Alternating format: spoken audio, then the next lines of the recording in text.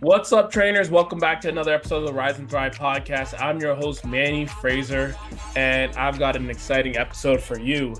If you're serious about taking your fitness business to the next level, today we're talking about something that's been holding too many of you back for too long: fear of sales. Let me say this to you straight. If you can coach someone through a squat, you can sell. If you can guide a client to fat loss, you can close deals. So why does sales feel so terrifying? And why do so many trainers avoid it, fumble conversations, and lose potential clients? Because no one's ever taught the right mindset. No one gave you the tools. And today, I'm fixing that.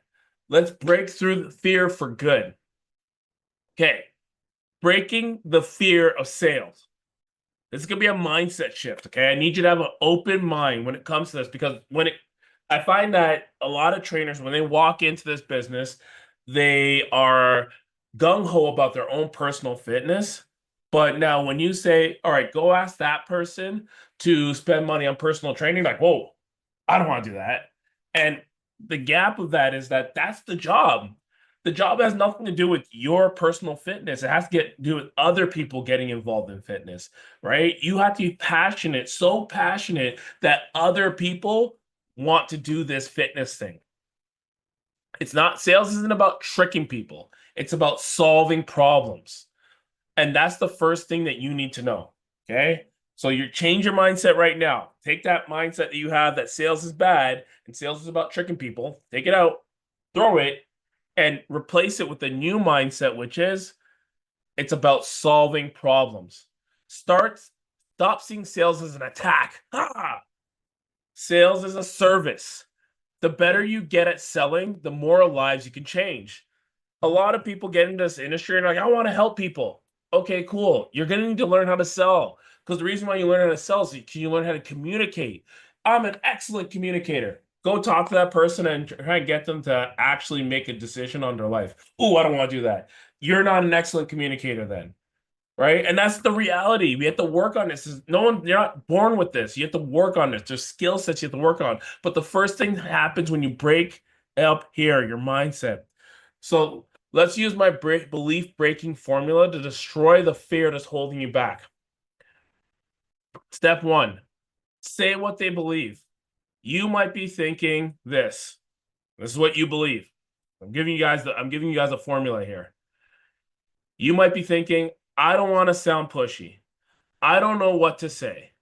I'm not a sales guy or sales girl. I'm a trainer. Guess what? That belief is costing you thousands of dollars and hundreds of transformation. So here's why it's wrong.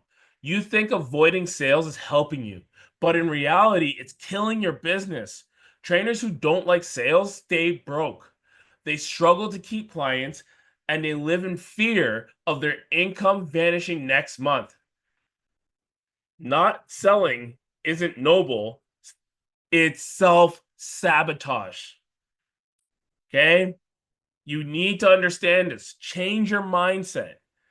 If you think that sales is now like, I'm a good person, I'm a nice person, okay, have fun staying broke, or go do another job that doesn't involve you trying to convince people to do stuff. Like, there are other jobs you can do, but if you want to be in this industry, you're going to need to learn how to do this, because that's part of this. And it's not about the numbers. I think people get lost with sales because sales and numbers go hand in hand. And it's like, oh, we're just another number. And my client's not another number. They're a person. Yes, you're right. They are a person, and they deserve the best treatment. They deserve to be talked to properly, and they deserve you to understand how to help them make decisions, because most people are indecisive. And if you can't help them make decisions, guess what? They're going to be indecisive. So here's the truth: sales is a skill. Just like personal training, just like training people, the more you practice, the better you get. You don't have to be you don't have to be born a salesperson. You just need to understand a framework. You just need to understand systems. Selling is serving. You're not just taking money, you're giving value. You're saying, here you go. Okay? Think about your best client, the one who lost 50 pounds. the one who now plays with their kids without getting winded, would they have gotten those results if you were too scared to sell them training or whoever sold them training? No, they needed you to believe in your offer more than they believed in their excuses. So here's my story. I used to be another trainer in a big box gym. I was good at training, bad at selling. And you guys know, a lot of you guys, if you've been listening to me, you hear my story. My story, I started off, I recently got out of prison, and I had a will to win. And whenever you have a will to win, you have to look at it like this point of view. What are the top traits of the people that are doing good? All of them. So I don't want to take one trait from this person or one trait. I want to take all the top traits of people doing good. So I looked at it. Top traits of people doing good. They do courses. Okay, I can do that. They show up early, stay back late. I can do that. They sell their own training. They sell their own, they sell for themselves. I need to learn how to do that. I can come in early and stay back late. I could take courses, but I need to learn how to sell. And so at first, you think, I know how to talk to people. I'm just going to do it this way. Then I realized, all right, I need to figure this out. There's something missing in what I'm doing. And I had to learn that sales is a skill. Like any other skill in life, you can get it and become really good. That's what I did. I analyzed, what is it that I want to do? Right? And so I remember when I started, I was scared of rejection and I was scared to seem as pushy. And I was a pushy guy, but I didn't want to be too pushy. So when I'll be like, all right, so this will be $10,000 for training. Oh, that's too expensive. You're right, that's too expensive. Because I have my own belief that I couldn't afford this at that moment. Therefore, they can't afford it either. And you know what? It is expensive. And then one day my manager told me, Manny, if you don't sell, you don't eat. Well, that hit me hard because at that point I have to realize it's either I eat or I do this thing that I say that I don't want to do. So I did what I always do when I want to be better at something. I trained. I studied sales scripts. I practiced in front of a mirror. I role played objections daily. I got obsessed with this thing. And guess what? Within months, I became the top 1% in the company. And now, this very day, I'm still one of the top 1% of the company in terms of sales. Not because I was slick, not because I had a magic words or Jedi mind tricks. It was none of that. But because I believed in what I was selling. I believe in personal training. I believe every single person can use a personal trainer, period. Like, I'm not getting into semantics about whether or not if they're good, it's a good personal trainer or not. I believe every single person needs a personal trainer. So at that point, I'm anticipating that these personal trainers are good. And that's a belief made. That belief that I made makes sure that clients trust me when I'm talking to them because they're tapping into the belief that I have. And then at that point, it made them buy and it made them commit. Okay. So here's a confidence hack to help you with script memorization. Trainers, you don't fear sales. You fear not knowing what the other person's going to say. You fear the unknown. You fear that person who's going to reject you. So you're fearing rejection. And because sales is the exact, like your sales is the example of walking into a tornado and knowing the fact that it's going to spin around and you're going to need to brace yourself. That's sales. And a lot of people won't walk into that storm, but you're going to need to because that storm is that rejection that you're going to face. Oh, well, I'm already telling you the end result. A lot of people are going to say no to you, but some people are going to say yes to you. And in order to get those people who are going to say yes, you need to ask every single person. So here's the solution. Memorize your sales scripts. Memorize your sales scripts. Your sales scripts aren't for you. They're actually for the person you're talking to. Because now when you're talking to that person and you're going through that script, it's a scripted conversation to lead to someone making a decision. And until you understand it and make it your own, memorize it. And then from there, you kind of ad lib and you make it your own thing.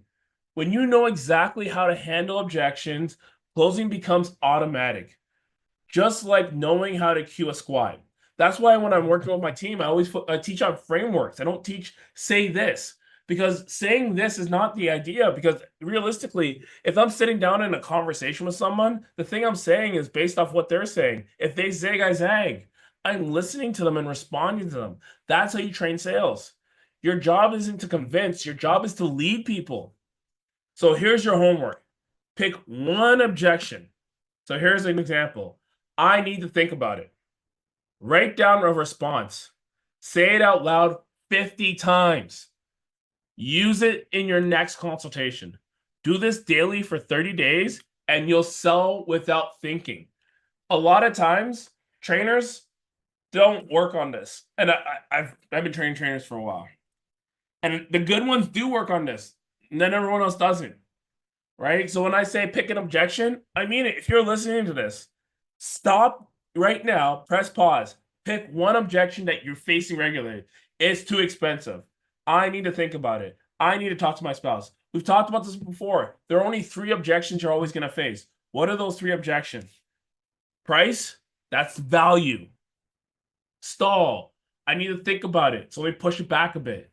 And then the last one is going to be a decision maker. So it's going to be, let me talk to my spouse, my husband, wife, father, mother, whoever. Those are the only objections you're facing. So now all you have to do is write down the responses for those objections and then practice it. At that point, boom, you just overcame all of the objections that you're going to face. And it becomes really simple.